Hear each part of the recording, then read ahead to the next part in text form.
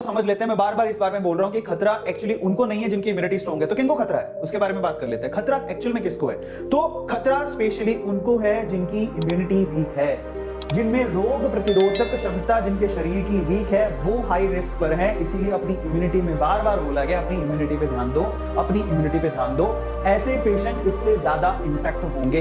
In fact मैं आपको बताता हूं, टीओआई का एक आर्टिकल है जिसमें इंटरव्यू में ये किनका है, एम्स के जो चीफ है उन्होंने भी ये कहा है, misuse of steroid major cause behind the black fungus.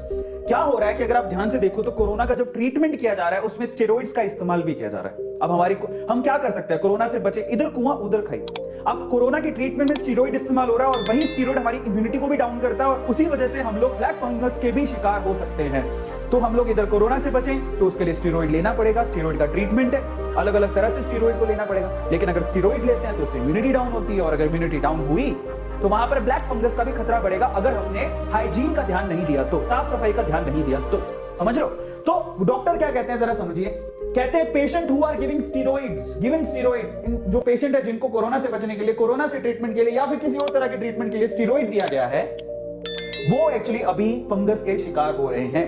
For the treatment of Covid और एनी अदर डिजीज, आप कोई भी डिजीज के लिए बहुत बार होता है कि हम लोग स्टेरॉइड बॉडी में स्टेरॉइड दिया जाता है, ठीक है। सो इन दैट केस वो लोग इस ब्लैक फंगस का शिकार ज्यादा हो रहे हैं। अब जरा समझिए, जरूरी नहीं है कि अगर आपकी इम्यूनिटी स्ट्रांग है और मान लीजिए किसी और वजह से आप बीमार हो गए और आपको स्टेरॉइड दिया गया तो आपकी इम्यूनिटी वीक हो जाएगी और आप ब्लैक फंगस का शिकार हो सकते हैं।